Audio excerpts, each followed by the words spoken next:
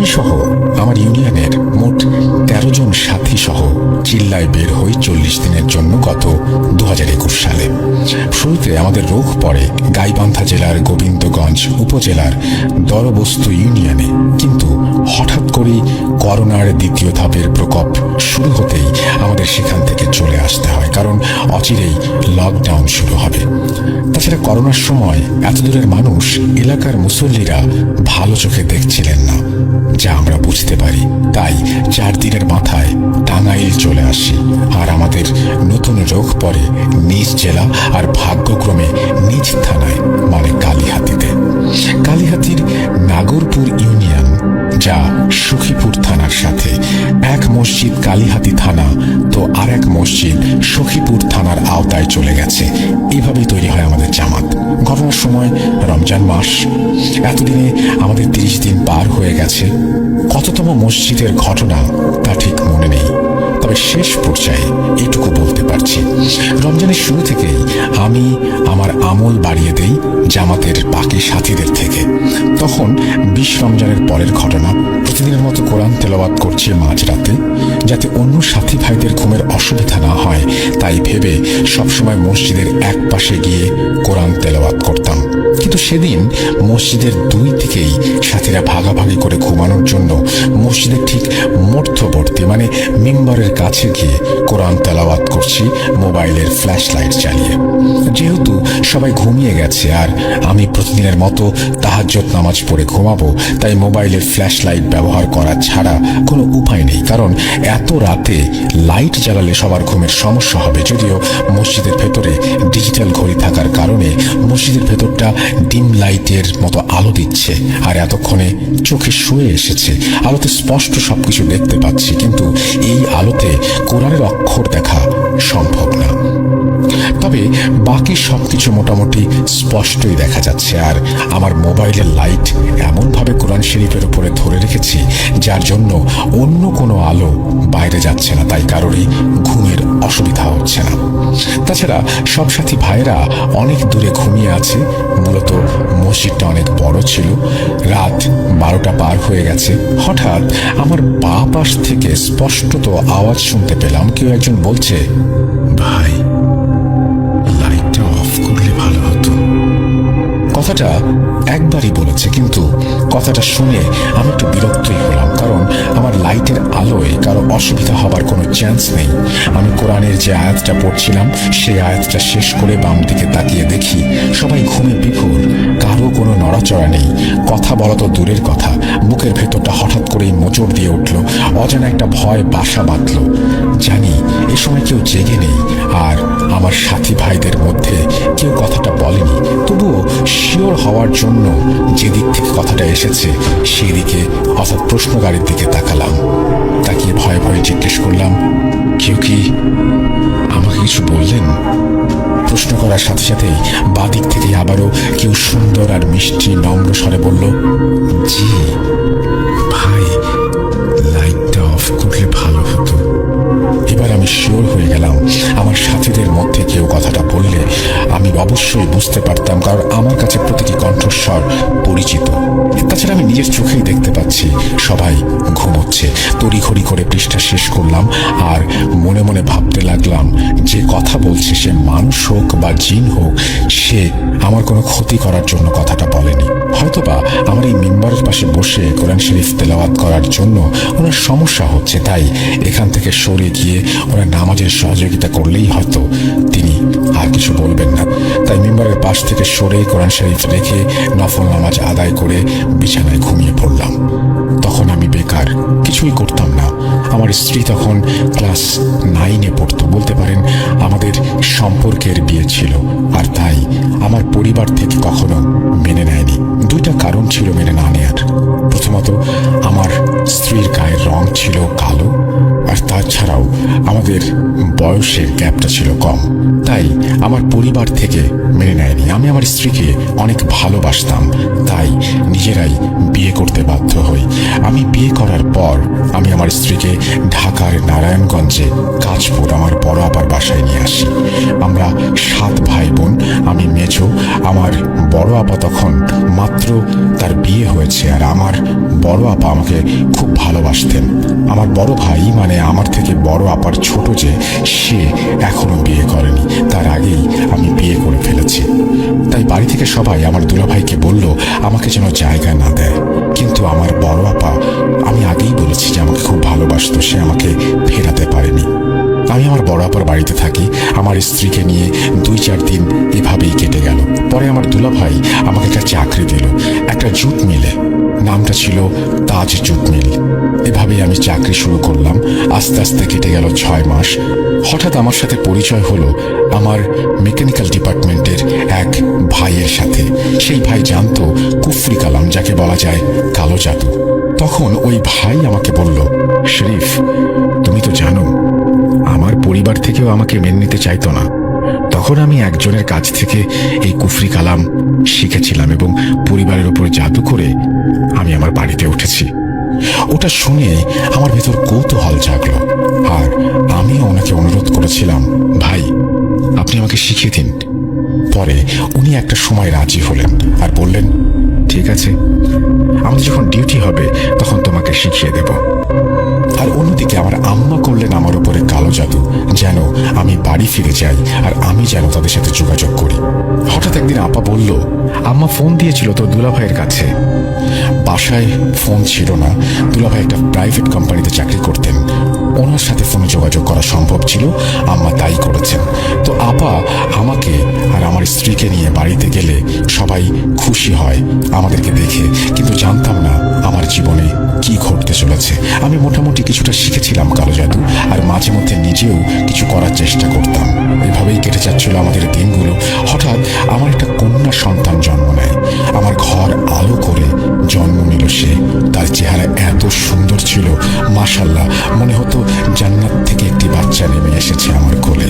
তার বয়স ছিল 7 দিন। আর এরই মাঝে আমার আম্মা আমাকে মাঝে মধ্যে তেল পড়া মাথায় ডলে দিতেন, মাঝে মধ্যে পানি পড়া লবণ পড়া দিয়ে খাইয়ে দিতেন, ছলে বলে কৌশলে নানাভাবে, যাতে আমি আমার স্ত্রী সন্তানকে তার বাবার বাড়িতে রেখে আসি, যাতে আমাদের সম্পর্ক আর না থাকে। আমি যেন পছন্দ করে অর্থাৎ আমার পরিবারের পছন্দে অন্য কাউকে বিয়ে করি, কিন্তু কোনো কাজেই ওনার সফলতা আসছিল না। আম্মার কাজগুলো আমি ধরে ফেলতাম, কারণ আমি তখন কালো জাদু শিখে গিয়েছি। আর তখনই ঘটল এক অভিশপ্তময় ঘটনা।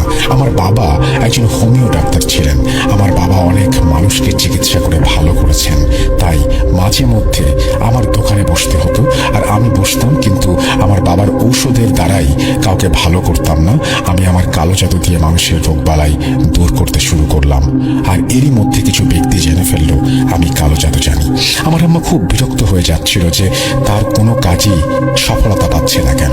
আম্মা জানতে পারলো যে ওনার করা কালো জাদু আমার করা কালো জাদুর কাছে হেরে যাচ্ছে, তাই উনি আরো চেষ্টা করলো শক্তিশালী কোনো কিছু করার। আর এদিকে হঠাৎ করে আসলো আমার কাছে একজন ব্যক্তি, এসে বলল, ভাই শুনেছি তুমি নাকি কালো জাদু পারো। আমার মেয়ে চলে গেছে পাশের গ্রামের একটা ছেলের সাথে। আমি চাই আমার মেয়ে যেন সেই ছেলেকে ভুলে আমার কাছে চলে আসে। তুমি একটু উপকার করো ভাই, তোমারও তো মেয়ে আছে। আগামীতে তোমার মেয়েও যদি এমন কিছু করে বসে, তখন তুমি কি করবা? একটু চিন্তা করে দেখো, উপকার করো ভাই।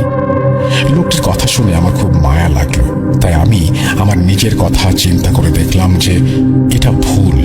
আজ সেই মেয়েটা তাকে ভালোবাসে বিধায় তার কাছে গেছে, যেমন আমার স্ত্রী আমার কাছে এসেছিল জীবনের সব কিছু ত্যাগ করে। কিন্তু কি করব, মায়াও লাগছিল লোকটির কান্না দেখে, আবার রাগও হচ্ছিল। তাই মনে মনে ঠিক করলাম যে এমন কিছু করি যাতে মেয়েটাও বাবার কাছে ফিরে আসে, আর বাবাও যেন স্বামীকে মেনে নেয়। তাই লোকটাকে বললাম, ঠিক আছে ভাইজান, আপনি 1 সপ্তাহ পরে আসবেন। তাই বলে লোকটাকে বিদায় করে দিলাম। পরে গোপনে গোপনে আমি আমার কাজ সম্পূর্ণ করলাম। আর এদিকে আমার মা আমার স্ত্রী ও কন্যাকে তার বাবার বাড়ি পাঠানোর জন্য উঠে পড়ে লেগে গেল। আর এমন জাদু করতে লাগলো যে আমার ফুলের মতো নিষ্পাপ শিশুটি দিন দিন কেমন যেন হয়ে উঠছিল। মাত্র 1.5 মাস বয়স আমার মেয়েটার হঠাৎ করে এত কান্নাকাটি করত আর অতিরিক্ত খাবার খেত। ওর সব সময় ক্ষুধা লাগতো, তাই আমার স্ত্রী চালের গুঁড়া করে খাওয়াতো। হঠাৎ একদিন আমার মেয়েটা ঘুমিয়েছিল, ঘুমের মধ্যে তার বুকের ওপর দিয়ে মাঝে মধ্যে বিড়াল আকৃতির ছায়া যাতায়াত করত। একদিন এমনই দুপুরবেলা ঘুমাচ্ছিল, আমার স্ত্রী বাইরে কাজ করছিল। তখন আমার স্ত্রী শুনতে পায় মেয়ের ঘর থেকে বিড়ালের ডাক আসছে। তাই আমার স্ত্রী দৌড়ে গিয়ে বিড়াল তাড়ানোর উদ্দেশ্যে একটা লাঠি হাতে নিয়ে তার রুমের দিকে এগোতে লাগলো। গিয়ে যা দেখে তা দেখার জন্য সে মোটেও প্রস্তুত ছিল না। সে দেখে আমার মেয়ের বুকের ওপর একটা বিড়াল বসে আছে এবং তার দিকে ভয়ঙ্কর দৃষ্টিতে তাকিয়ে আছে। আর আমার মেয়ে খুব জোরে জোরে হাসছে। দৌড়ে গিয়ে আমি বিড়ালটাকে একটা বাড়ি দিয়ে ফেলে দিই, আর বিড়ালটা ওই জায়গাতেই মারা যায়। আমার স্ত্রী তখন এই কথাগুলো দৌড়ে এসে আমার শাশুড়ি মানে আমার স্ত্রীর মাকে বলল। তখন হঠাৎ করে আমার মেয়ে খুব জোরে জোরে কান্নাকাটি করে উঠল, আর ওই যে কান্নাকাটি শুরু করলো সে কান্না আর বন্ধ হলো না। পরে আমি অনেক হুজুর কবিরাজ দেখিয়েও ব্যর্থ হয়ে গেলাম।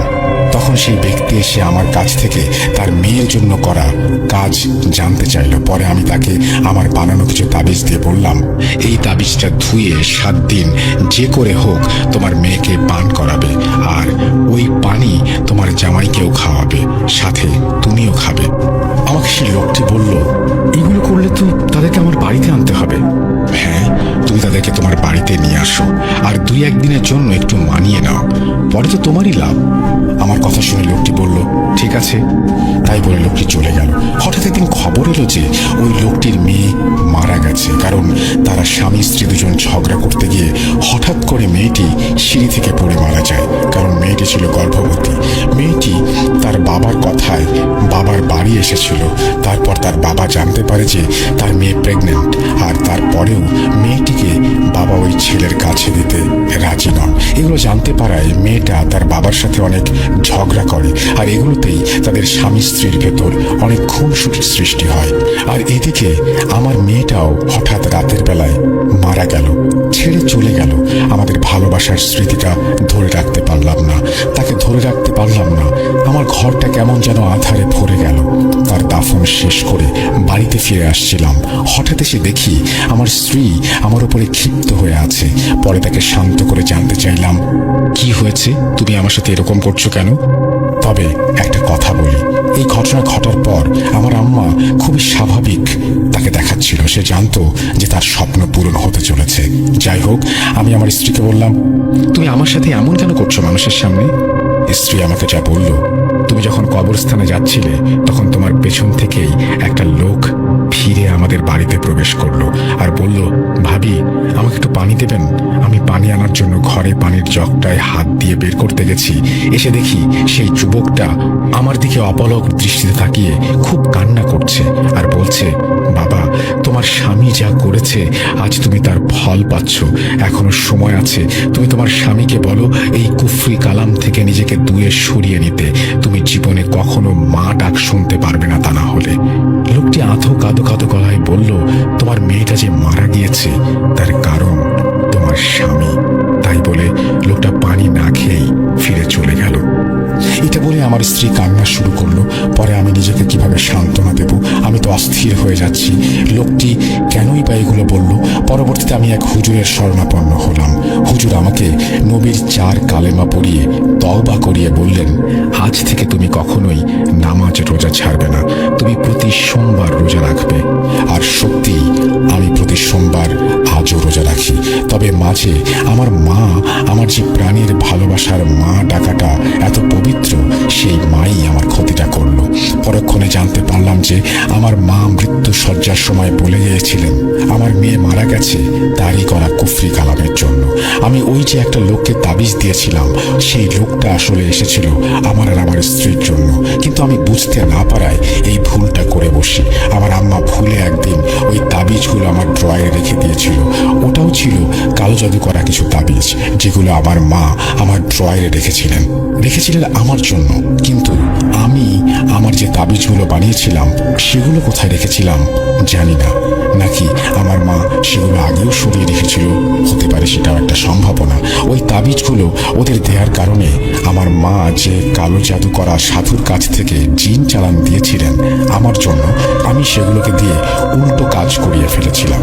ওই দিন আমার স্ত্রী যে বিড়ালটাকে মেরেছিল, সেই বিড়ালটাও ছিল সেই জিন, সেই সাধুই পাঠিয়েছিল আমার তাবিজগুলোকে নষ্ট করার জন্য। আর তখনই আমার স্ত্রী ওই বিড়ালটাকে আমার সন্তানের কাছে দেখে তাকে বাড়ি দিল, কিন্তু বিড়ালটা যে মারা যাবে আমার স্ত্রীও বুঝতে পারে নাই। আর সেই কারণেই আজ আমার আম্মা যখন এই কথাগুলো আমাকে বলছিল, তখন আমি সবকিছুই পরিষ্কারভাবে বুঝতে পারলাম। উল্টো জাদু করা হয়েছে। আমি সন্তান হারা হলাম, আর ওই ব্যক্তি হলো তার সন্তান হারা।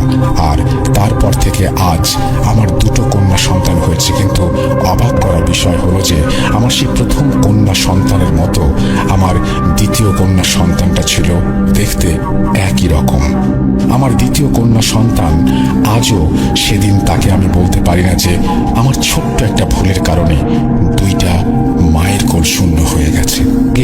অনেক রাতে বাজার থেকে বাড়িতে আসতে হতো, কারণ 1988 সাল, তখন রাত 8টা-9টা, মানে এখনকার মতো অর্ধেক রাত। আর তখন আমাদের গ্রামে বৃহস্পতিবার হাট হতো, আর রবিবার সপ্তাহে 2 দিন হাট হতো। আমাদের অনেক বাঁশ ঝাড় ছিল গ্রামে, তাই অনেক ফসলাদি হতো। আমি প্রায় আমাদের ক্ষেত থেকে হোগলা কেটে ও বাঁশ কেটে বৃহস্পতিবার হাটে বিক্রি করতে যেতাম। ঠিক তেমনি একদিন ফলের সময় অনেক কাঁঠাল গাছ, আম গাছ, তাল গাছ হওয়ায় সেই বছর অনেক ফল হয়েছে।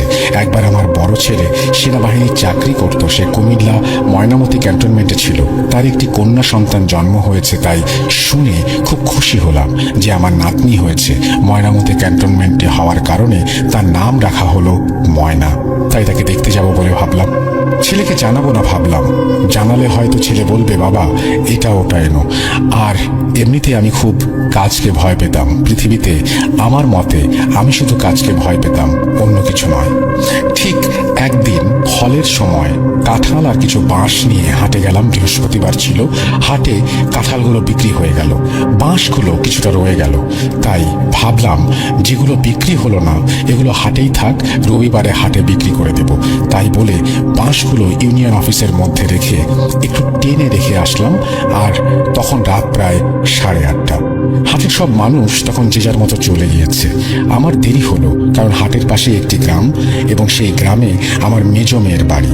মেজ মেয়ের ছেলে মেয়েদের জন্য কিছু মিষ্টি আর একটা বোয়াল মাছ কিনে নিলাম। হাঁটতে শুরু করলাম। মেয়ের বাড়ি বাজার থেকে 200 গজ দূরে। মেয়ের বাড়ি আসলাম, মেয়েকে বললাম বাবা তোর ছেলে মেয়েদের জন্য আমি মাছ আর মিষ্টি নিয়ে এসেছি, এগুলো রাখ।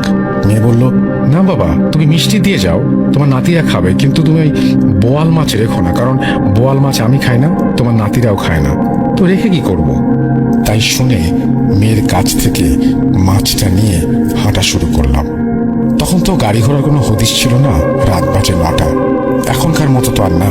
তাই ভাবলাম তাড়াতাড়ি যাওয়া যাক, যেই ভাবা সেই কাজ। রাস্তা দিয়ে গেলে অনেক দেরি হবে, তাই ভাবলাম বিল আড়াআড়িভাবে হাঁটা শুরু করি। বিলের মধ্য দিয়ে গেলে অনেক সহজে বাড়ি পৌঁছানো যায়। জ্যোৎস্না রাত, ভাবলাম ভালোই হবে, তাই বলে কিছু বিড়ি কিনলাম আর কিছু নিমকি কিনলাম। আর আমার সেজো মেয়ে এবং ছোট মেয়ের জন্য এই খাবারগুলো কিনেছিলাম। এগুলো কিনে বিড়ি টানতে টানতে হাঁটা শুরু করলাম। হঠাৎ দেখলাম কেউ একজন হাঁটছে আমার ঠিক 10-15 হাত দূরে। আমি তাকে দেখতে শুরু করলাম। আমি তাকে ডাক দিলাম, ও ভাই কে, শুনছো, কোথায় যাবে? লোকটা আমার কথার কোনো গুরুত্ব না দিয়ে হেঁটেই চলে যাচ্ছে। আমি আবারও বললাম, ও ভাই কোথায় যাবা? তখন আমি আমার গ্রামের নাম ধরে লোকটাকে বললাম, তুমি কি ওই গ্রামের দিকে যাচ্ছ? দাঁড়াও আমিও যাব। তাই শুনে লোকটা দাঁড়ালো। তোর নাম কি? আমি বললাম আমার নাম জরিফ মোল্লা, তোমার? হঠাৎ করে গম্ভীর শব্দে লোকটা বলল, আমার নাম দিয়ে কি হবে, তুমি চিনবে না, আমার বাড়ি অনেক দূরে, তাড়াতাড়ি হেঁটে আসো। আমি হাঁটা শুরু করলাম। মাঝে মধ্যে আমি কিছু প্রশ্ন করি তাকে, কোথায় গিয়েছিলে, কি করতে গিয়েছিলে? উত্তরে লোকটি বলে, পরে একদিন বলবো। আমি ভাবলাম লোকটা হয়তো কোনো কারণে চিন্তিত আছে। চিন্তা চিন্তার কারণে লোকটা কিছুই বলতে চাইছে না। তাই লোকটাকে একটা বিড়ি খেতে বলি। বললাম, ভাই নাও একটা বিড়ি খাও। তাই বলে যখনই বিড়িটা দিতে হাত বাড়ালাম তখনই লোকটা আমার থাবা দিয়ে হাতটা ধরলো। আর তখনই আমি অনুভব করলাম আমার হাতটা যে ধরেছে সে আসলে মানুষ না, কারণ আমার এইসব বিষয়ে অভিজ্ঞতা ছিল বেশি। সে আমার হাতটা থাবা দিয়ে ধরেই আমাকে একটা চর মারলো, এবং চরটা এমন ছিল যেন বরফের একটা ধারালো টুকরা আমার মুখে এসে পড়লো। আর আমি তখনই বুঝতে শুরু করলাম, তুই অনেক কথা বলিস। তোকে বললাম চুপচাপ হাঁটতে, আর তুই পেঁচালি পারছিস আমার সাথে। শোন, তোর ব্যাগের ভেতরে ওই বোয়াল মাছটা আছে, ওটা আমাকে দে, নাহলে তোর কপালে খুব খারাপই আছে। তাই বলে ও আমার গলা টিপে ধরলো, আর মনে হলো সে আমাকে 2-3 হাত ওপরে হাওয়ায় ভাসিয়ে রেখেছে। ভালো করে তাকাতে পারছিলাম না, তাই ওকে বলি, ঠিক আছে আমি দিচ্ছি, তবে একটা শর্ত আছে। আমি তো সব শর্তে রাজি। তাই বলে সে আমার গলাটা ছেড়ে দেয়, এবং ছাড়া মাত্রই আমি মাটিতে ঠাস করে পড়লাম। আর তখনই মাথা উঁচু করে তাকিয়ে দেখলাম সে আনুমানিক 10 থেকে 11 ফুট লম্বা। তাই আমার আর বুঝতে বাকি রইল না যে কে কার খপ্পরে পড়েছি, এবং আমি পুরোই বুঝতে পারছিলাম যে সে তার গায়ে যে কাপড়টি রয়েছে সেটিও ধপধপে সাদা, গায়ে ঘন কালো পশম। আমি সব বুঝে ফেললাম। আমি অনেক সাহসী ছিলাম, তাই এখনো দাঁড়িয়ে আছি তার সামনে। তাকে বললাম, ঠিক আছে শোনো, আমি জানি তুমি কে, আমার মাছটা নিতে আসছো, ঠিক আছে আমি দেব, তবে আমার সাথে তোমার কুস্তি লাগতে হবে। তুমি জিততে যদি পারো তবে মাছটা তোমার। বোয়াল মাছটা আনুমানিক 2 থেকে 2.5 কেজি ওজন। তুমি নিয়ে যাবে, আমার কোনো আপত্তি থাকবে না। আর যদি তুমি হেরে যাও তাহলে আমি যা বলবো তোমাকে করতে হবে। আমার কথা শুনে অবয়বটা আমাকে বলল, ঠিক আছে আয়, তবে দেখিস তুই যেন আবার মারা না যাস। আমি বললাম, না আমি মারা যাব না, কারণ আমি আল্লাহর বান্দা, আমার ভেতর কোরআনের আয়াত আছে। আয় তবে শোন, কোনো ছল করবি না আমার সাথে। ও বলল, ঠিক আছে। তাই বলে আমার সাথে প্রায় 1.5 ঘন্টা কুস্তি হয়েছিল। একটা সময় আমার শরীরের সমস্ত শক্তি আমি হারিয়ে ফেলেছিলাম, আর তখনই ও আমাকে বশ করে ফেলেছিল। মাঝে মাঝে আমি হাত পা মিলে দিয়ে চিৎকার করছিলাম। তখনই আমাকে বলে, কিরে তুই না আল্লাহর বান্দা, তুই না বললি তুই ভয় পাস না আমি হেরে যাব? তাই গেল তোর এই সাহস। আর তখনই আমার ভেতর সত্যি কোথা থেকে যেন অলৌকিকভাবে সাহস তৈরি হলো। মুখ থেকে মনে হলো অজান্তেই সূরা কালাম বের হতে শুরু করলো। আর তখনই সে আমার থেকে দূরে ছিটকে গেল, আমার কাছে আসতে পারছিল না। আমি তখন ওকে বললাম, কিরে দেখলি আমার ভেতর বললাম না কোরআনের আয়াত আছে? তুই হেরে গেছিস, আমি জিতে গেছি, তাই তুই ওই বোয়াল মাছটা পাবি না। মাছের ব্যাগটা নিয়ে আমি হাঁটা শুরু করলাম, আর তখনই ও পেছন থেকে এসে খুব জোরে জোরে হেঁটে আমার সামনে আসে, তবুও আমার থেকে 2 হাত দূরে থাকে। শোন, ভালো করছিস না তুই, ওই বোয়াল মাছটা আমাকে দিয়ে যা, না হলে আমি তোকে বাড়ি যেতে দিব না। রাত তখন অনেক, জোনাকি পোকার ঝিনঝিন শব্দে রাতটা যেন আরো ভয়ঙ্কর লাগছে। তো আমি জেদ ধরে রেখে মাছটা ওকে দিতে চাইলাম না। বললাম, শোন, তোকে মাছটা আমি দেব না, পারলে তুই যা করার করে নে, আমি সূরা কালাম পাঠ করতে করতে বাড়ি পৌঁছে যাব। ও বেশ কিছুক্ষণ আমার পেছন পেছন আসছিল, তারপরে সে আমার নাম ধরে বলে উঠল, শোন, তোকে আজকে ছেড়ে দিলাম, আবার দেখবো, কিন্তু তুই বাঁচবি না, তা বললাম। ও চলে গেল। হঠাৎ করে কেমন একটা গরম বাতাস আমার শরীরে এসে লাগলো। এত গরম বাতাসটা যেন মনে হচ্ছিল আমি আগুনের কাছে দাঁড়িয়ে আছি, বা কেউ আমার শরীরের কাপড়ে আগুন ধরিয়ে দিয়েছে। বাড়িতে ঢুকেই আমার মেয়েদের নাম ধরে ডাক দিলাম। মেজো মেয়ের বাড়ি থেকে ঘুরে আসছি, তাই সবাইকে বললাম। আমার কথা শুনে সবাই খুব খুশি হলো, কিন্তু হঠাৎ আমার ছোট মেয়ে, আমার স্ত্রী, বলে উঠল, কি ব্যাপার, তোমার সারা শরীরে এত কাদা কেন? তুমি কি কাদায় গোসল করে আসলে নাকি? তখন আমি আমার স্ত্রীকে বললাম, মাছ নিয়ে আসছি, বোয়াল মাছ, মেজো মেয়ের বাড়ির জন্য কিনেছিলাম, কিন্তু বললো ওরা খায় না। আমি কি জানি যে মাছ নিয়ে ফিরে আসতে হবে? নাও এখনই রান্না করো। সবার চোখ মুখে তখন ঘুম, তবু আমার স্ত্রী, আমার সেজো মেয়ে, বলল, ঠিক আছে রান্না করে আনছি, তুমি গোসল করে আসো। আমি ছোট মেয়েকে সাথে করে নদীতে গেলাম গোসল করতে। বলে রাখা ভালো, আমার বাড়ির উঠোনের সামনেই নদী ছিল। বাড়ির পাশ দিয়ে বয়ে গেছে নদী। সেই নদীতে আমি আমার ছোট মেয়েকে হারিকেন হাতে নিয়ে দাঁড় করিয়ে রাখলাম। বাবা দাঁড়াও, একটা ডুব মেরে আসি। মেয়েটা আমার তখন ছোট, তাও বলল তুমি যাও, আমি দাঁড়াচ্ছি। মেয়েটার বয়স 8 বা 9 বছর। আমি যখনই নদীতে ডুব দিলাম তখনই কেউ একজন আমার ঘাড় ঘেঁষে মনে হচ্ছিল আমাকে কাদার নিচে নিয়ে যাচ্ছে। আর তখনই আমার হাতে কেমন যেন একটা পায়ের ধাক্কা পেলাম। আমি সূরা কালাম আবারও পড়তে শুরু করলাম। তারপর আস্তে আস্তে আমার শরীর কেমন যেন ভার হয়ে গেল। তখন আমার মেয়েটাকে রেখেই আমি নদী থেকে বাড়ি চলে আসি। কিভাবে আসলাম জানি না, তবে 10-15 মিনিট পর আবার মেয়েটা কাঁদতে কাঁদতে এসে আমার স্ত্রীকে বলল, মা বাবা কই, গোসল করতে গিয়ে ডুব দিল নদীতে আর ওঠে নাই, তুমি তাড়াতাড়ি আসো। মাছটা মাত্র কেটেছে আমার স্ত্রী, তখন আমার স্ত্রী রান্না ফেলেই দৌড় দিয়ে বের হয়ে গেল। আমার কানে কান্নার শব্দ ভেসে আসলো। আর তখনই আমি উঠলাম। উঠে গিয়ে দেখি আমি বিছানায় শুয়ে আছি। তখন রুম থেকে বের হয়ে দেখি আমার স্ত্রী মেয়েরা উঠোনে নামছে। তখন পেছন দিক থেকে আমি ওদের বললাম, কি ব্যাপার, কোথায় যাচ্ছ, এখনো রান্না করো নাই? আমার স্ত্রী কথা শুনে বলল, তুমি ঘরে কখন আসলে? ছোট মেয়ে বলছিল তুমি নাকি নদীতে ডুব দিয়ে আর উঠো নাই, তাহলে ঘরে কিভাবে আসছো? তাই বলে আমার স্ত্রী আর আমার মেয়েকে নিয়ে তারা ঘরে ফিরে আসলো। বারবার বলছিল, বাবা তুমি ঘরে আসলে কিভাবে, তুমি তো ঘাট থেকে ওঠো নাই, ঘাটের সামনে তো আমি দাঁড়িয়েছিলাম। আমি মেয়েকে ধমক দিয়ে বললাম, তোকে তো আমি ডাকলাম, তুই ঘুমের ঘোরে বুঝতে পারিসনি, ওখানে থেকে গেছিস। মাছটা রান্না করেছো? আমার স্ত্রীকে বললাম, না তোমরা যা শুরু করেছো তাতে রান্নার কোথায় করতে পারলাম। যখন এটা বলে আমার স্ত্রী ঘুরে আবার রান্নাঘরের দিকে যাচ্ছিল তখনই আমি ওর হাতটা ধরে গায়ের শক্তিতে ওকে একটা চর মারলাম। আমার জীবনে এত শক্তি দিয়ে আমি কোনোদিন মারিনি বা আমি কোনোদিন আমার স্ত্রীর গায়ে হাত তুলিনি।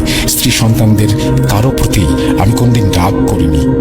স্ত্রী কাঁদতে কাঁদতে মাছটা নিয়ে ফেলে দিয়ে আসলো, বলল, এই মাছের জন্য আজকে তুমি আমাকে মারলে, ওই মাছ আমি তোমাকে খেতে দেব না।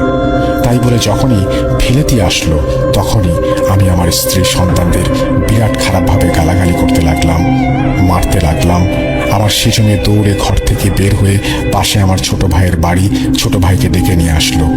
ছোট ভাই আমার হাত থেকে লাঠিটা নিল। আমার হাতে একটা তালের লাঠি ছিল। তখনই আমি ওকে খুব বাজেভাবে গালাগালি করতে লাগলাম। তারপর আমার আর কিছু মনে নেই। সকালে উঠে দেখলাম আমার পাশে অনেক লোকজন জড়সড় হয়ে বসে আছে।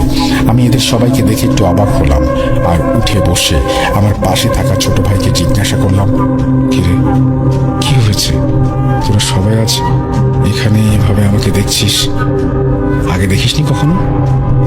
তারপর আমার ছোট ভাই যা বলল, মিয়া ভাই তোর রাতে কি হয়েছিল, তুই রাতে ভাবিকে মেয়েদেরকে বরং আমাকেও মারধর করেছিস।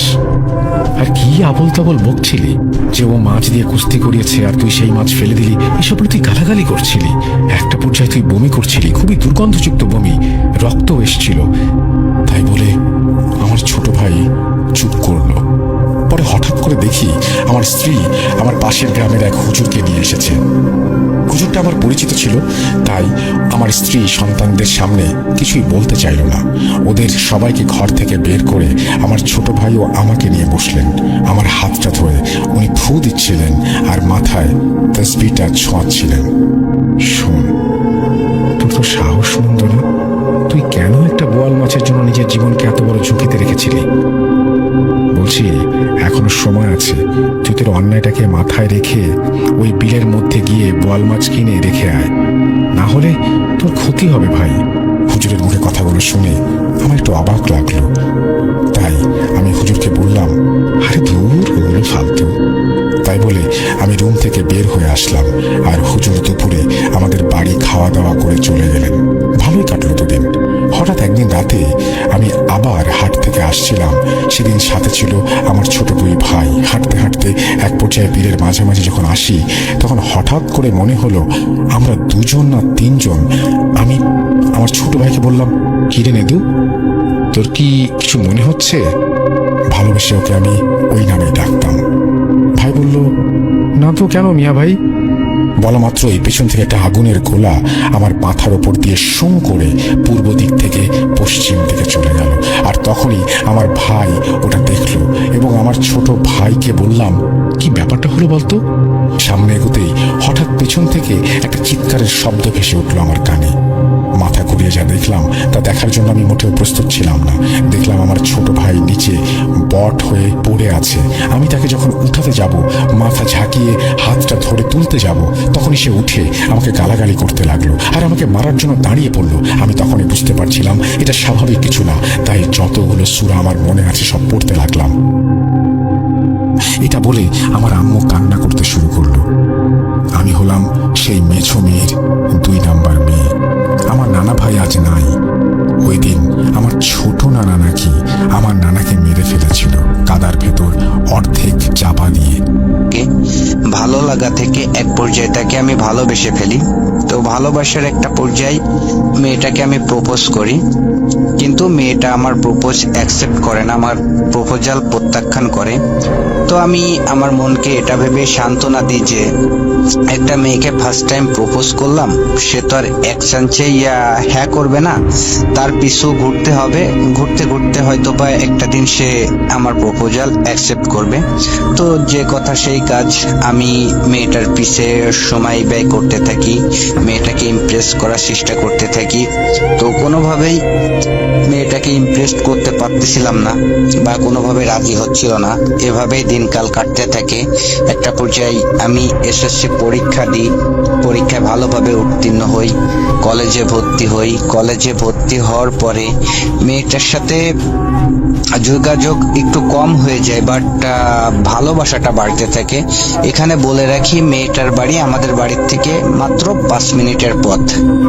আমি যে স্কুলে পড়াশোনা করতাম ওই স্কুলে যাওয়ার পথে আর কি মেয়েটার বাড়ি পড়ে। তো যেহেতু আমি ওই স্কুল মাঠে খেলাধুলা করতাম, সেহেতু ওই খেলাধুলা করতে যাওয়ার সময় আসার সময় মেয়েটাকে দেখার চেষ্টা করতাম, কথা বলার চেষ্টা করতাম। কখনো হতো, কখনো হতো না। তো এভাবেই দিনকাল কাটতে থাকে। এখানে মেয়েটার নাম আমি সুমি হিসাবেই ধরি, ছদ্মনাম। বলে রাখি, আমার স্বাস্থ্য ভাই মিনারুল ছদ্মনাম। সুমি মিনারুল একই ক্লাসে পড়তো। আর মিনারুল আর সুমির ভিতরে খুব ভালো একটা বন্ধুত্বপূর্ণ সম্পর্ক ছিল। মিনারুল আর আমি যেহেতু সমবয়সী, 2-1 বছরের ছোট বড়, তো বন্ধুর মতোই চলাফেরা করতাম, খেলাধুলা চলাফেরা সবই একসাথে করতাম। তো আমি মিনারুলের সাথে আমার কথাগুলো শেয়ার করি যে তোদের ক্লাসের আর সুমিকে খুব ভালো লাগে, তাকে আমি ভালোবেসে ফেলছি, তা তুই একটু সুমিকে বলে দেখ সুমি কি বলে। তো মিনারুল বলে যে আচ্ছা ঠিক আছে, আমি সুমির সাথে কথা বলবো, কথা বলে দেখি সুমি কি বলে।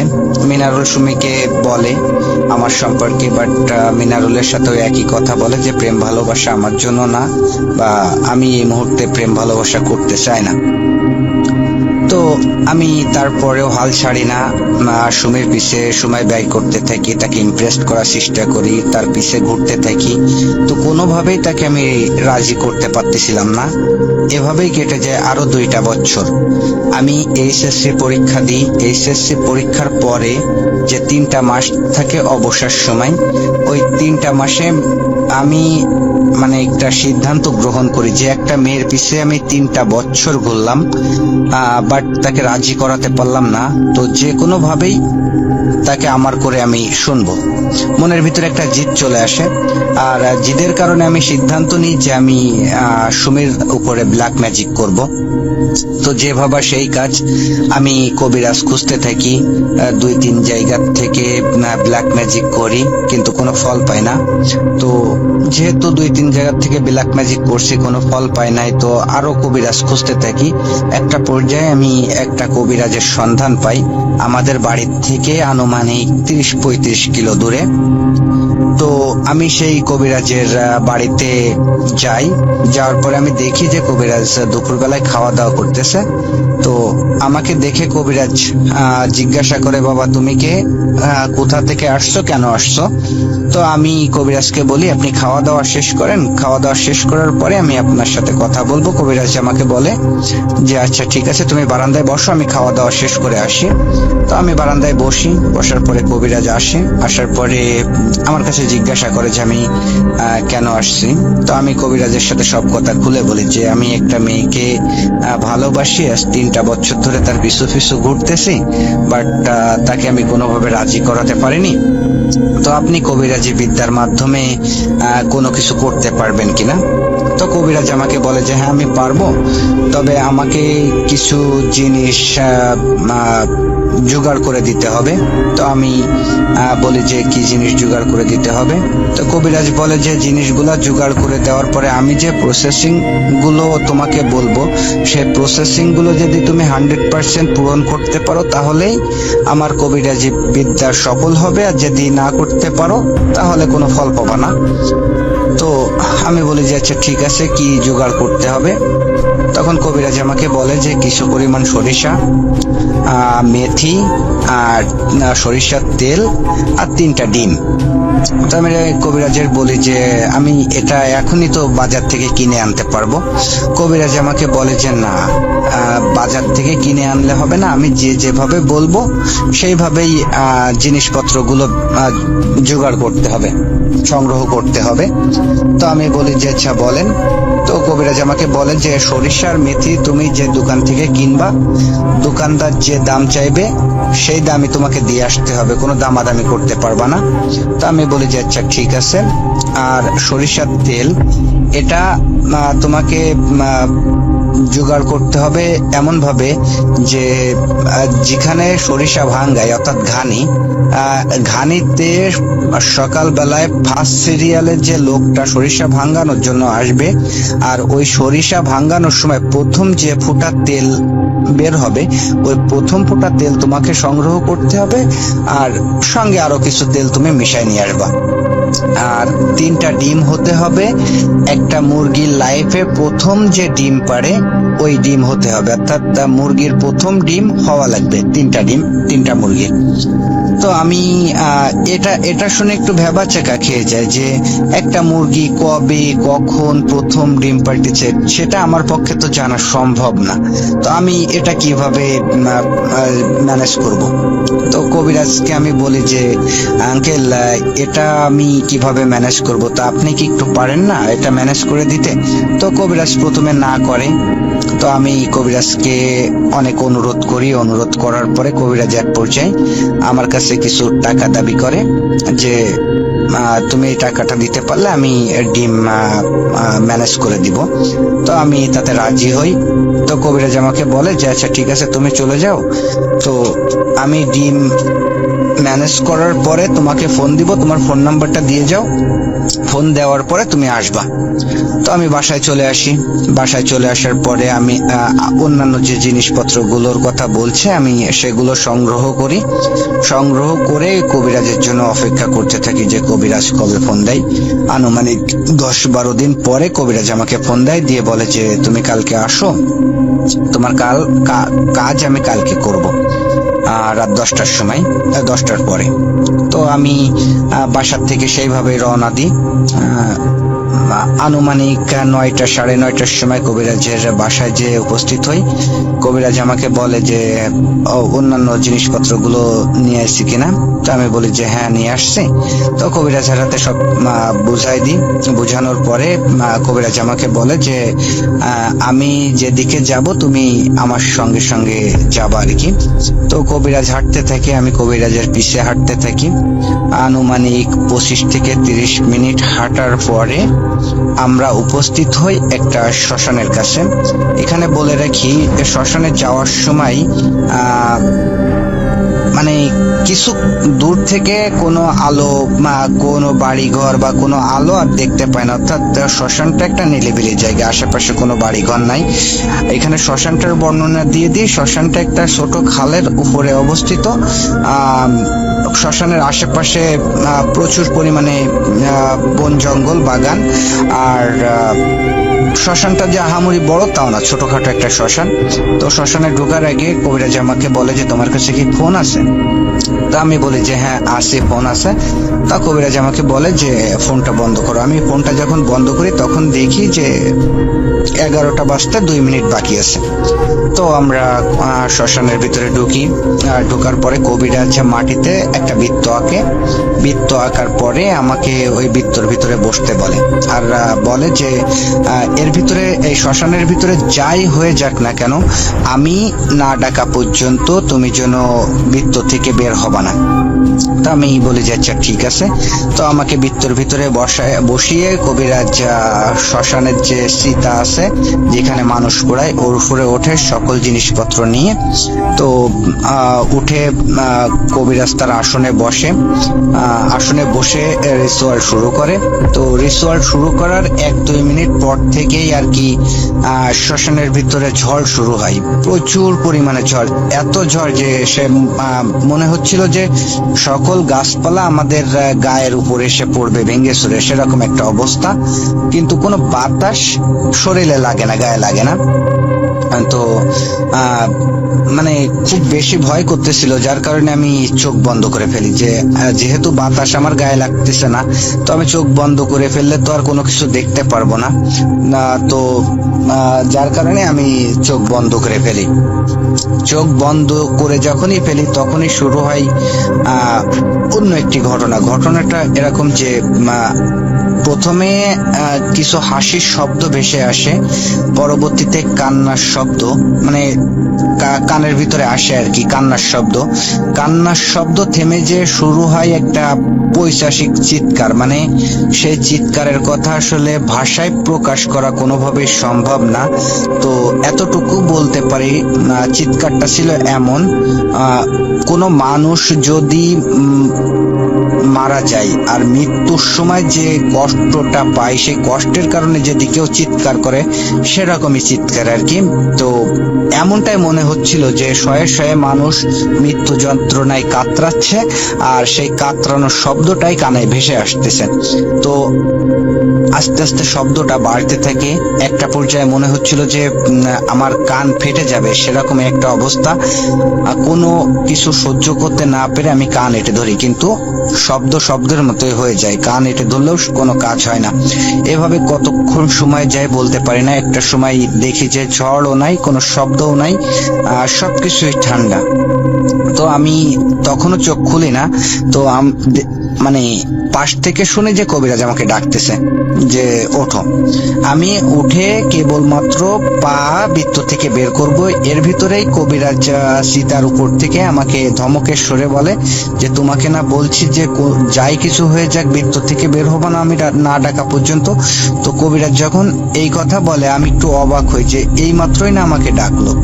তো কোনো কিছু না বুঝে আমি আবারও বৃত্তর ভিতরে বসে পড়ি, আবারও চোখ বন্ধ করে ফেলি, কান এঁটে ধরি, আবারও সেই শব্দ, আবারও সেই ঝড় শুরু হয়। এইভাবে কতক্ষণ যায় জানি না, মনে হয় 15-20 মিনিট এইভাবে চলে। তো চলার পরে রিচুয়াল শেষ হয়, কবিরাজ আসে, এসে আমার গায়ে হাত দিয়ে আমাকে ডাকে। ডাকার পরে আমরা বের হই, শ্মশান থেকে বের হই। বের হওয়ার পরে আমি ফোনটা অন করি। ফোনটা অন করেই আমি অবাক হয়ে যাই যে আমি দেখি যে ভোর 4টা বাজে। তো আমি একটু অবাক হই এই কারণে যে আমরা ঢুকছি 11টার সময়, আনুমানিক 1 ঘন্টায় লাগুক, তার বেশি লাগার কথা না, 4টা কিভাবে বাজে এই ভাবতে ভাবতেই আর কি কবিরাজের বাসায় চলে আসি। যেহেতু সারা রাত জাগা ছিলাম, একটু ক্লান্ত, তো আমি কবিরাজের বাসায় যেয়ে ঘুমাই পড়ি। সকালবেলায় কবিরাজ আমাকে ঘুম থেকে ডেকে তোলে। ঘুম থেকে ডেকে তুলে বলে যে এই যে রিচুয়াল করছি, এখন আমি যেভাবে যা করতে বলবো সেভাবে যদি তাই করতে পারো তাহলে তুমি সাকসেস হতে পারবা, যদি না করতে পারো তাহলে আর কোনো কিছু করার নাই, কোনো কিছু হবে না। তো আমি বলি যে কি করতে হবে বলেন। তখন কবিরাজ একে একে সবগুলা জিনিস বের করে। প্রথমে মেথি আর সরিষা বের করে দিয়ে বলে, আর সঙ্গে কিছু পরিমাণ সিঁদুর। তো কবিরাজ আমাকে বলে যে এই মেথি আর সরিষা একসঙ্গে পোড়াতে হবে, যখন পোড়াবা তখন ওই সিঁদুর আর কি ওর ভিতরে ছিটাই দিতে হবে। আর এই যে সরিষার তেল, এটা মেয়ের শরীরে কোনোভাবে লাগাই দিতে হবে অথবা ছিটাই দিতে হবে। তো আমি বলে যে আচ্ছা ঠিক আছে। পরবর্তীতে ডিম বের করে, 3টা ডিম, 3টা ডিমের গায়ে 3 কালারের লেখা। একটা ডিমের গায়ে সাদা কালারের লেখা আরবিতে, আর একটা ডিমের উপরে কালো কালার দিয়ে লেখা, একটা ডিমের উপরে লাল কালার দিয়ে লেখা, সবই আরবিতে লেখা। তো আমাকে বলে যে এই সাদা কালারের লেখা যে ডিমটা, এটা পুঁততে হবে দোসলাই, অর্থাৎ আমাদের যশোরের ভাষায় মাটির চুলা, এক পাশে তরকারি এক পাশে ভাত, মানে কাঠ ঢুকানো ছিদ্র একটাই, যাকে আমাদের যশোরের ভাষায় দোসলা বলে, অন্যান্য জায়গায় কি বলে আমি জানি না। তো দোসলায় পুঁততে হবে। মনে রাখতে হবে যেদিন রাতে তুমি এই ডিমটা পুঁতবা, ওই দিন পরের দিন সকাল বেলায় ওই চুলায় রান্না হওয়া লাগবে। তো আমি বলি যে আচ্ছা ঠিক আছে। আর লাল কালার আর কালো কালারের যে লেখা যে ডিম দুইটা, এটা পুঁততে হবে জোড়া কবরে, অর্থাৎ স্বামী স্ত্রীর কবরে। তো আমি বলি যে আচ্ছা ঠিক আছে। তো কবিরাজ এখানে বলে যে এই ডিম পুঁতা আর সরিষা পোড়ানো এটা একই রাতে করতে হবে, আর মনে রাখতে হবে রাত 12টার পরে 4টার ভিতরে করতে হবে, অর্থাৎ 12টার আগেও করা যাবে না, 4টার পরেও করা যাবে না। তো আমি সবকিছু বুঝে নিয়ে কবিরাজের কাছ থেকে বিদায় হয়ে বাড়ি চলে আসি। বাড়ি চলে এসে ভাবতে থাকি যে এখন কিভাবে কি করা যায়। আমার অতটাও সাহস ছিল না যে আমি একা একা কোনো কিছু করব। তো এখানে বলে রাখি, আমি কবিরাজের কাছে একটা প্রশ্ন করি যে আমি মানে একা একা কাজ করা যাবে কিনা বা অন্য কেউ করলে হবে কিনা। তো কবিরাজ আমাকে বলে যে একা একাই করতে হবে, কিন্তু অন্য যে কেউ করলে হবে। তো মনে রাখতে হবে যে সঙ্গে লোকও যাওয়া যাবে। মনে রাখতে হবে যে কবরে তোমরা ডিমটা পুঁতবা, ওই কবর থেকে এতটাই, মানে যে পুঁততে যাবে তার থেকে এতটাই দূরত্বে থাকতে হবে যে একে অপরের কেউ কাউকে যেন দেখতে না পায়। তো আমি বলি যে আচ্ছা ঠিক আছে। তো আমি বাসায় আসার পরে ভাবতে থাকি যে কি করব। তো একটা পর্যায়ে আমি মিনারুলের সাথে সব ঘটনা শেয়ার করি। তো মিনারুল আমাকে বলে যে আচ্ছা ঠিক আছে, কবে কি করবে আমাকে একটু জানাস, আমি তোর সঙ্গে থাকবো। এখানে বলে রাখি, আমার ফুফুর বাড়ি আমাদের বাড়ির থেকে একটু দূরে। তো আমার ফুফাতো একটা ভাই আছে যার নাম হলো মামুন। আমরা 3 জন, মামুন, আমি আর মিনারুল, প্রায় সমবয়সী, চলাফেরা খেলাধুলা সব একসঙ্গে। তো আমি মামুনের সাথেও ঘটনাটা শেয়ার করি যে করছে, এখন কি করা যায়। তো মামুনও আমাকে বলে যে আচ্ছা ঠিক আছে, আমিও থাকবো তোর সাথে। তো আমরা একটা দিন ঠিক করি যে অমুক দিন এই কাজটা করব। তো যেদিন করব এই দিন রাত্রেবেলায় সন্ধ্যা থেকে রাত 12টা বাজার অপেক্ষা করতে থাকি সবকিছু কমপ্লিট করে। তো 12টার সময় আর কি আমি ডিম পোতার জন্য দোসলা খুঁজতে খুঁজতে ওই ফুফুদের বাড়ি পাই। মামুন আমাকে বলে যে আমাদের বাড়ি দোসলা আছে, তো সকালবেলায় মা ওই জায়গায় রান্না করে, আর দোসলায় রান্না করে। তো আমি যে মামুনদের বাড়ি যে দোসলা আছে ওখানে ডিমটা পুঁতে রেখে আসি 12টার পরে। আর পরবর্তীতে খুঁজতে থাকি জোড়া কবর। তো বেশি খোঁজাখুঁজি লাগে না, প্রথম কবরটা পেয়ে যায় আমাদের মসজিদের সামনেই একটা জোড়া কবর, স্বামী স্ত্রীর কবর। তো মামুন বলে যে আমি ওই জায়গায় যাচ্ছি, যেহেতু মসজিদের সামনে আশেপাশে বাড়ি ঘর আছে, কোনো ভয়ের কোনো কিছু ছিল না। তো মামুন ওখানে যাই যে ডিমটা পুঁতে রেখে আসে কোনো সমস্যা ছাড়াই।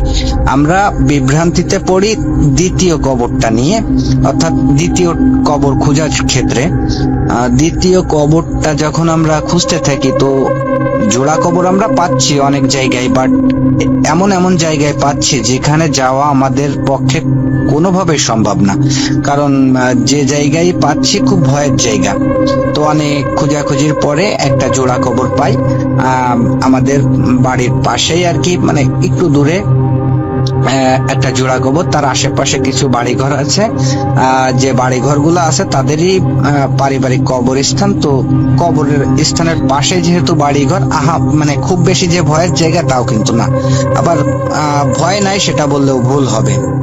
তো যাই হোক, আমরা ওটাই পোতার সিদ্ধান্ত গ্রহণ করি যে ওই জায়গায় যেহেতু আশেপাশে বাড়িঘর আছে, তো ওই জায়গায় পুঁতবো। তো ওই জায়গায় যাবে কে? তো মিনারুল বলে যে আমি যাব। তো মিনারুল চলে যায়। যাওয়ার পরে মিনারুলও কোনো সমস্যা ছাড়া ডিমটা পুঁতে চলে আসে। তা আমরা মহা খুশি। আর বাদ বাকি যে কাজগুলো সেটাও কোনো সমস্যা ছাড়াই হয়ে যায়। তো আমরা মহা খুশি যে যাই হোক সব কাজই কোনো সমস্যা ছাড়া হয়ে গেছে। তো আমরা সুমির রেসপন্সের জন্য অপেক্ষা করতে থাকি যে সুমির রিয়াকশনটা কি আসে। তো আল্লাহর রহমতে 1 সপ্তাহের ভিতরে সুমি আমার প্রতি দুর্বল হতে থাকে। একটা পর্যায়ে সুমি আমার প্রপোজাল অ্যাকসেপ্ট করে, আমাকে ভালোবাসতে শুরু করে। তো খুব সুন্দরভাবে দিনকাল কাটতেছিল, কোনো সমস্যা ছাড়া খুব ভালোভাবে দিনকাল কাটতেছিল। একটা সময় সুমির ফ্যামিলি থেকে সুমিকে বিয়ে দেওয়ার জন্য পাত্র দেখতে থাকে। তো সুমি আমাকে ফোন দিয়ে জানাই যে বিপ্লব, আমার জন্য তো ছেলে দেখতেছে, তো এখন আমি কি করব? তো আমি সুমিকে বলি তাহলে চলো একটা কাজ করে আমরা বিয়ে করে ফেলি। তো সুমি আমার কথায় রাজি হয়ে যায়। তো আমি, মামুন, মিনারুল আর সুমির একটা দুলাভাই মিলে কোর্ট ম্যারেজ করে ফেলি। তো কোর্ট ম্যারেজ করার পরে সুমির মতো সুমির বাসায়, আমি আমার মতো পড়াশুনো করতে থাকি। এভাবেই দিনকাল কাটতে থাকে কোনো সমস্যা ছাড়া। সমস্যা শুরু হয় বিয়ের মাসখানেক পরের থেকে। সমস্যাটা হয় হঠাৎ করে একদিন মামুন আমাকে বলে যে ভাই, গতকাল রাতে আমি একটা স্বপ্ন দেখলাম। স্বপ্নের কোনো আগামাতা বুঝলাম না, কেন দেখলাম সেটাও জানি না। তো আমি মামুনকে বলি যে কি স্বপ্ন দেখছিস? তো মামুন আমাকে বলে যেরকম স্বপ্নে দেখতেছি যে একটা কালো অবয়ব আমার সামনে আসছে। সামনে আসার পরে আমাকে বলতেছে যে তোরা যে কাজটা করছিস আদৌ ভালো কাজ করিসনি, এর জন্য তোদের ফল ভোগ করতে হবে, তোদের মরতে হবে। এ কথা বলে অট্ট হাসি দিয়ে আমার সামনের থেকে চলে যায়, আমার ঘুম ভেঙে যায়। তো আমি মামুনকে বলি যে তুই যে স্বপ্ন দেখছিস এটা হয়তো বা দুঃস্বপ্ন। তো মামুনও আমার কথা সায় দিয়ে আর কি মেনে নেয় যে হতে পারে। তো ওই দিন বিকাল বেলায় মিনারুলও আমার সাথে একই কথা বলে যে ভাই, আমি একটা স্বপ্ন দেখছি, তো কেন দেখছি, কি কারণে দেখছি তা জানি না। তো আমি মিনারুলকেও বলি যে কি স্বপ্ন। মিনারুলও আমার সাথে সেম কথাটাই বলে যে এরকম স্বপ্নটা হলো, মানে আমি ঘুমানোর পরে আমার সামনে একটা কালো অবয়ব আসছে। কালো অবয়ব আসার পরে সে আমাকে বলতেছে তোরা যে কাজটা করছিস আদৌ ভালো কাজ করিসনি, এর ফল তোদের ভোগ করতে হবে, তোদের মরতে হবে। এই বলেই অবয়বটা অট্ট হাসিতে ফেটে পড়ে। যখনই হাসতে থাকে তখনই আমার ঘুম ভেঙে যায়। তো এটা শোনার পরে আর কি আমি একটু ভাবতে থাকি যে কেন হলো মিনারুল আর মামুনের সাথে। তো আমি কোনো কিছু বুঝতে পারতেছিলাম না। তো মিনারুলকেও আমি একই কথা বলি যে তুই দুঃস্বপ্ন দেখছিস। অনেকজন আসার পরে বললো যে সে এরকম প্রতিবন্ধী, এরকম টাইপের। তো সে আমি পড়ে যাওয়া দেখে সে একটা হাসি দিল। হাসি দেওয়ার পরে সে চলে গেল। তো আমাকে সবাই দৌড়াদৌড়ি করে বিছানায় শোয়াই দিল। শোয়াই দেওয়ার পরে কিছুক্ষণ বিশ্রাম নেওয়ার পরে আলহামদুলিল্লাহ আমি ঠিক হয়ে গেলাম। তো ঠিক হয়ে যাওয়ার পরে আমাদের এখানে একটা নীতি ছিল কি, মানে যার বাড়িতে যারা যাবে যে নারিকেল গাছ থাকলে ডাব পারবে, নারিকেল পারবে, বেঁকে মজা করবে, খাবে দাবে, এই আর কি। তো আমরা যাওয়ার পরে যথারীতি আমার এক স্বাস্থ্য ভাই গাছ উঠলো। গাছ উঠে যা নারিকেল ছিল, নারিকেল গাছে সব নারিকেল পেরে ফেলেছে ডাব। এই পারার পরে আমরা সবাই মজা করে খেলাম, অনেক দুষ্টামি করে। তো তারপরে এরকমই রইলো। তো দেখলাম যে ওই প্রতিবন্ধী ছেলেটা কেমন যেন আমার দিকে শুধু তাকিয়ে থাকে। আমি যেদিকে যাই সেখানে দেখি যে তাকে দেখা যাচ্ছে, লুকিয়ে তাকিয়ে থাকে, বিভিন্ন রকম ভাবে তাকিয়ে থাকে। তো আমার খুব ভয় লাগে। তো আমি একটা পর্যায়ে ভেবেছি, আর আমি খুব হতে ভয় লাগে বেশি চলতাম, তো সেও মনে করেছে যে দেখ, আমরা তোকে ভয় দেখানোর জন্য এরকম করে, তুই ভয় পেয়েছিস সেজন্য তোকে ভয় দেখানোর জন্য এরকম করে। তো যাক, তখন আমি একটু একটু ভয় পাই, তাকে দেখলে একটু একটু ভয় পাই। তো আমরা দুপুরে আজান দিয়েছে, আজান দেওয়ার পরে সবাই গোসল করব। তো আমাদের এখানে আমরা তো ফুসকুনি গোসল করি, তো তাদের বড় ফুসকুনি ছিল, পুকুর ছিল। তো পুকুর থাকার পরে আমরা সবাই মিলে পুকুরে নামি, সবাই খেলাধুলা করি পুকুরের ভিতরে, একজন আরেকজনকে ধরি, ডুবে ডুবে পানির ভিতরে কে কাকে ধরতে পারে। তো হঠাৎ করে আমি দেখলাম যে, আমি ঘটনা বলার আগে আমি পুকুরের বর্ণনাটা দিয়ে দিই। পুকুরের চারপাশে হলো আপনার সুপারি গাছ অ্যান্ড আপনার নারিকেল গাছ, তারপরে চতুর্পাশে 6টা আপনার তাল গাছ, আর কিছু তুলা গাছ আছে মাঝে মাঝে। তো আমি হঠাৎ করে ডুব দিয়ে দিয়ে এক কিনারে চলে গেলাম, পুকুরের কিনারে, মানে নারিকেল তাল গাছের কিনারে যাওয়ার পরে আমি হঠাৎ করে চেয়ে দেখি যে ওই প্রতিবন্ধী টাইপের লোকটা তাল গাছের কিনারে লুকিয়ে আছে। লুকিয়ে থাকার পরে আমার দিকে দেখি চায় আর আসে। আমি ভয় পেয়ে গেছি, ভয় পেয়ে আমি উপরে উঠে গেছি। তাৎক্ষণিক আমার জ্বর উঠে গেল। জ্বর ওঠার পরে আমাকে বিকালে নিয়ে আসা হলো, আমরা মাইক্রো করে সবাই চলে আসলাম, এই জ্বর অবস্থায় চলে আসলাম। তো আসার পরে আমার গায়ে খুব জ্বর হওয়ার পর আমাকে বাজার থেকে ওষুধ আনলাম, ওষুধ এনে খেলাম দিলাম। রাত্রে ঘুমিয়ে গেছি সবাই মিলে, আমি আব্বু আম্মুর সাথে সে সময় ঘুমাইতাম, আর আমার এক ছোট ভাই ছিল, সেও সবাই মিলে একসাথে ঘুমাতাম। তো ঘুমানোর পরে আমরা দেখলাম যে রাত্রে প্রায় 2টা থেকে 3টার দিকে ছাগল চিলাইতেছে। তো আমাদের এখানে তো গরু ছাগল পালা হয়, আমরা গ্রাম অঞ্চলের মানুষ, গরু ছাগল আমাদের এখানে পালা হয়। তো আমরা ভাবেছিলাম যে কার ঘর থেকে ছাগল ছুটে এসে পড়েছে, রশিদ থেকে মনে ছুটে গেছে, তো মনে হয় কার। তো আমরা যথারীতি জানালা খুলে আমার আম্মু আর আব্বু আমরা ওই সময় জেগে গেছি ছাগলের চিল্লানিতে। তো চেয়ে দেখি আপনার 4 থেকে 5টা ছাগল চিল্লাইতেছে, শুধু আমাদের দিকে তাকিয়ে একটানা চিল্লাইতেছে। পরে আমার আঙ্গু আব্বু অনেক দূরে এলো, হুশ করলো, তো কাজ হচ্ছে না। তো আমার বাবা এক পর্যায়ে কি করলো, উঠে গেল, উঠে দরজা খুলে তাড়িয়ে দেওয়ার পরে দেখলো যে ছাগলগুলো চলে গেছে। চলে যাওয়ার পরে কিছুক্ষণ বাদে আবার চিল্লানি শুরু করে দিল এসে, এমন চিল্লাইতেছে। তো আমার বাবা আবার উঠলো, উঠে দরজা ঘুরে দেখে ছাগল আর নাই, হঠাৎ নাই, চোখের সামনে থেকে গায়েব। তো আমার বাবা আর কিছু মনে করেনি, স্বাভাবিকভাবে নিয়েছে। আমার বাবা মনে করছে যে মনে হয় দরজা খুলতে চলে গেছে, দৌড় দিয়েছে, সারা ছাগল ছিল তো দৌড় দিয়েছে মনে করছে। তো ঘটনাটা এখানে শেষ হলে ভালো হতো, কিন্তু এখানে শেষ হয়নি। সকালবেলা আমাকে মুক্তবি দিবে, তো আমার একটা অভ্যাস ছিল কি, মুক্তব কামাই করতাম, মুক্তবি যেতে চাইতাম না। তো আমার মা মনে করেছে যে পোলা মানুষ শুয়ে আছে, মুক্তবে যাবে না, সেই জন্য আমার মা আমাকে লাঠির ভয় থাকা, ইয়ার ভয় থাকা, পিটাবো মুক্তবে যা, এগুলো বলে। তো বলার পরে দেখে আমার কোনো জ্ঞান নেই, কিন্তু সেই সময় বলাইছে যে ডাকে বলায়, তো আমারও ওরকম সেন্স আছে, মানে আমি কথা বলতে পারি না, মুখও খুলতে পারি না, চোখও মেলতে পারি না, পুরা শরীর প্যারালাইজ হয়ে গেছে। তো আমি কোন শরীর লাগাতে পারি না।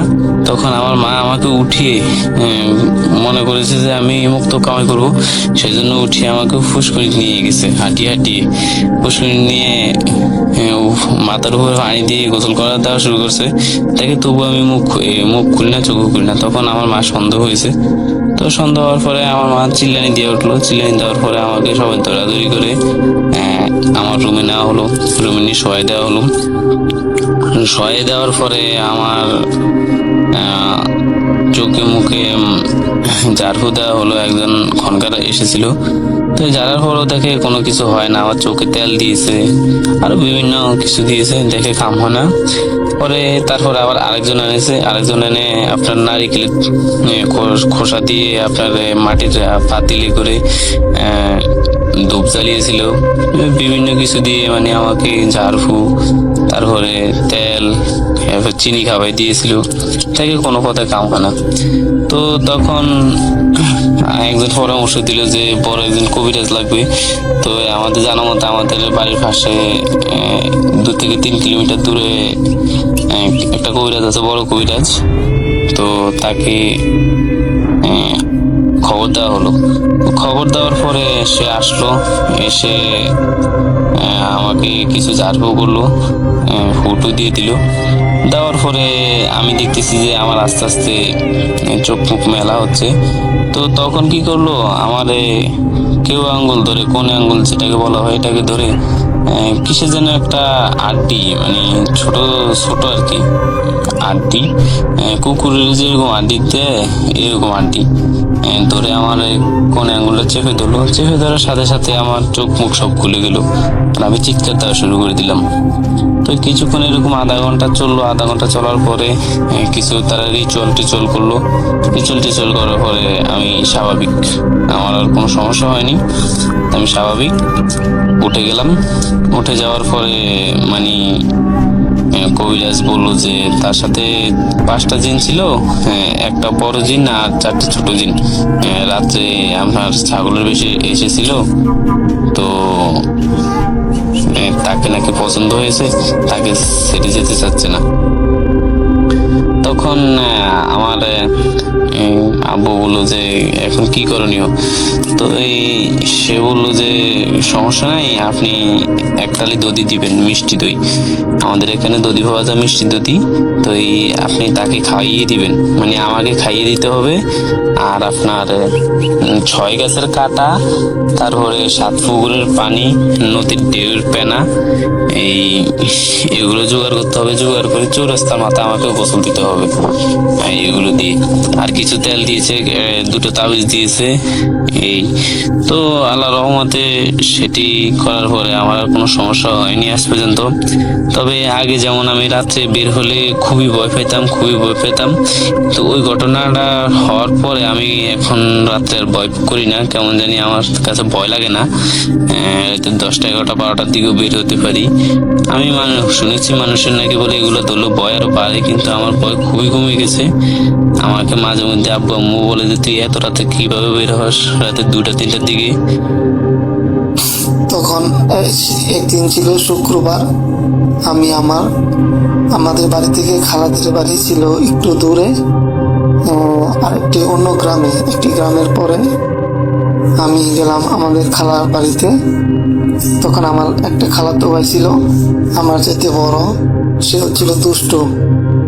আমি যখন খালার বাড়িতে যাই তখন তাদের আশেপাশে আমার মতো সমবয়স্ক যত ছেলে ছিল, বন্ধু বান্ধব, তারা সবাই চলে আসতো। তারা আমার মতে ছিল বিভিন্ন বনে জঙ্গলে গাছে কাঁচা আম পাড়া, জাম পাড়া, তাল গাছে, এমনকি তাল গাছে উঠে পড়তাম তাল পাড়ার জন্য। এবং সারাদিন ঘুরতাম ববখুরের মতো, পক্ষী শিকার করতাম। এবং পাখির ডিম আমরা পাখির বাসা থেকে নিয়ে আনতাম, পাখির কাছ থেকে পাখির ছানা চিনি নিয়ে আসতাম।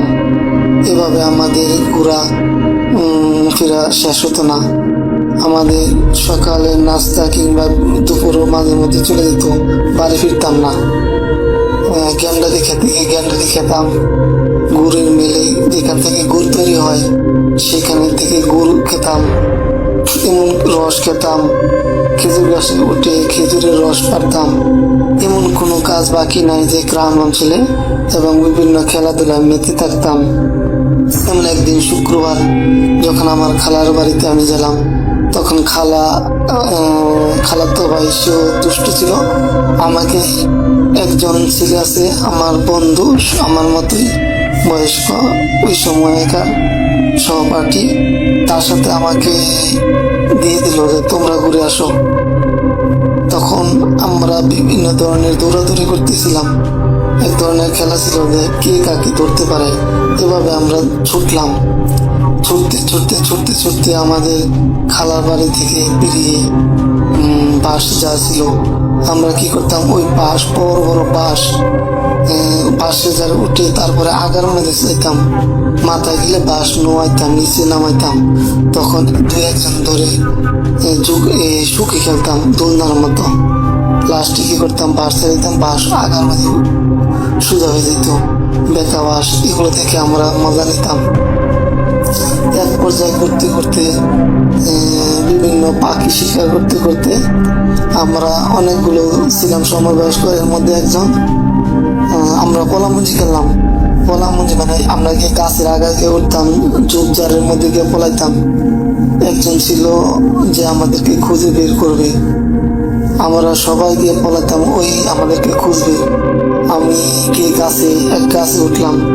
ওই গাছটা ছিল খুব ঝোপ, যার গাছে উঠলে আমাকে দেখা যাবে না, এই মনে করে আমি গিয়ে গাছে উঠলাম।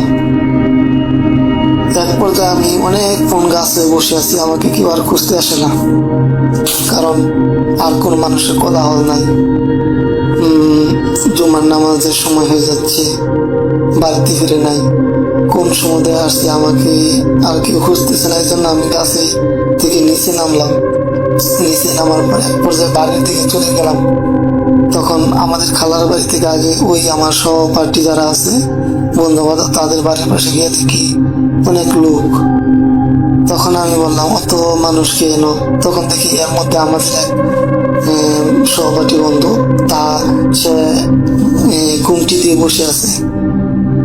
তার ঠোঁটগুলো মোটা হয়ে আছে, চোখগুলো লাল, এরকম হয়ে গেছে, এরকম।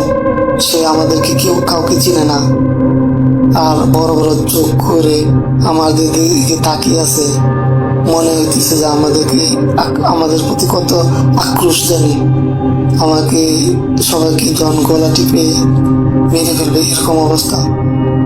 তাকে সামালো যাচ্ছে না, মানুষের দৌড়ে লাগতেছে। আমাকে কিছুক্ষণ আগে, মাত্র আধা ঘন্টা আগে আমাদের সাথে সে দৌড়াইতো, খেলতো। আমরা গুটি খেলছি, গুড়ি উড়াইছি, তারপরে পলামঞ্চে খেলতেছি। একই সাথে আমরা দুজনে একসাথে ঘুরতেছি। মাত্র আধা ঘন্টার ব্যবধান, এখন তার এই অবস্থা। সে আমাদেরকে চিনে না। একজন সে যেন কোন কি জানি তার উপরে বল করছে। অনেকে বলতেছে জিন, আমি তো ওই সময় জিন কি বুঝি না। যারা বয়োজ্যেষ্ঠ তারা বলতেছে তাকে নাকি জিনে ধরেছে। আমরা যখন পলাইছি গাছের আগায়, তখন ওই খুঁজতে খুঁজতে কোথায় এনো এক মসজিদ আছে আমাদের বাড়ির খারাপ বাড়ি এনো, এখানে হাই রোডের একটু বাজারের দিকে যাইতে একটি গাছ পড়ে, এবং গাছটার একটা কালবা, এখানে নাকি জিন থাকে। সে ওই জায়গায় চলে গেছিল একা একা আমাদের খুঁজতে। তখন এখান থেকে মানুষে তাকে ধরে নিয়েছে। তখন তার কোনো স্বাভাবিক সিন ছিল না, এবং অন্য একরকম তার মধ্যে কাজ করতেছিল, যে স্বাভাবিক মানুষের মতো না। তখন তাকে ধরে নিয়ে আসছে। মাত্র কিছুক্ষণ ব্যবধানে আমরা আমাদের সহপাঠীকে আর আমাদের মতো নাই, সে অন্যরকম হয়ে গেছে। সে কথা বলতে পারে না, নিজের নামও বলে না, সে কে সেটা বলে না, খালি ঘুমরি এবং চোখ বড় বড় করে, তার ঠোঁটগুলো ফুলে গেছে, এবং সে কি মন জানি তার মুখে টাকা বাড়িতেছে, এই অবস্থা। তখন মসজিদ থেকে একজন হুজুরকে নিয়ে আসলো। হুজুর আইসা বললো যে একটু সরিষার তেল দেওয়ার জন্য। তখন সরিষার তেল দিল। সরিষার তেল দেওয়ার পরে ওই একটু তেল হাতে নিয়ে একটি পাট দিয়ে দড়ি পেঁচালো। দড়ি বানানোর পর ওই দড়ি তার কনিষ্ঠ আঙ্গুলের মধ্যে পেঁচিয়ে তখন ধোয়া পড়লো। ধোয়া পড়ার পর যখন একটু চিচি দেয়, তখন সে চিল্লানি দিয়ে ওঠে। সে জোরে চিল্লানি দিয়ে উঠে পরে বলে। তখন হুজুরে বলতেছে, তুই কোথায় থেকে আসছিস বল, এই ছোট ছেলেকে কেন ধরেছিস, তুই বল তোর নাম কি। তখন সে তার নাম বললো, নামটি আমার এখনো মনে নাই। তো তখন বললো যে সে নাকি ওই জিন এখানে ছিল, সেখানে তার ছায়া ছিল। সে বলে ওই ছায়ার মধ্যে পাড়া দিছে, এই জন্য তার উপরে বর করছে, তাকে নাকি তার ছেড়ে ওই জিন যাবে না, তাকে তার সাথে নাকি জিন থাকতে চায়। তখন ওই হুজুর বলল না, তার সাথে থাকা যাবে না, তাকে ছেড়ে যেতে হবে, না গেলে তোকে বোতলের ভিতর ভরে বন্দি করে চিরদিনের জন্য ওই বোতল মাটির নিচে চাপা দিয়ে দিব। তখন জিন যায় না। তখন ওই তেল তার মাথার মধ্যে ছিটা দিল, মুখের মধ্যে ফিকে দেওয়ার পর তখন সে আরো চিল্লানি দিয়ে উঠে, চিল্লায় বলতেছে কয় আমাকে ছেড়ে দে, আমাকে ছেড়ে দে। তখন বলতেছে না যাইবে, ঠিক আছে, কিন্তু আর তার সাথে আসা যাবে না। তখন বললো যে ঠিক আছে, আমি আর আসবো না, আমাকে ছাইড়া দিন। তখন ওই জিনকে ছাইড়া দেওয়া হয়েছে। তখন মাত্র কিছুক্ষণ, হয়তো বা 2 মিনিট পরে সে ভালো আবার আমাদেরকে চিনে। আমি বললাম কি অবস্থা, তুই আমাদেরকে খুঁজতে দেখি তোর কি হাল হইলো? আমরা তো তোর কি খুঁজছি, আবার আমরা গাছ থেকে নামিয়ে ফিরে আসছি। তখন সে বলবো আমি এদিকে গেছি, এরপর থেকে আমার কোনো কিছু মনে নাই। এই ছিল রাসেল ভাই ঘটনা, যেটি আমি আমার চোখে দেখা। মাত্র আধা ঘন্টার ব্যবধানে একটি মানুষ অসুস্থ হয়ে গেল, আমার আধা ঘন্টা পর ভালো হয়ে গেল। সেই দিন থেকে আমি বুঝতে পেরেছি জিন যে কি জিনিস, জিন যে অতিশয় জিনিস, যেটা আমাদের কোরআনের মধ্যে আছে। এরপর থেকে আমি জিনে বিশ্বাস করি।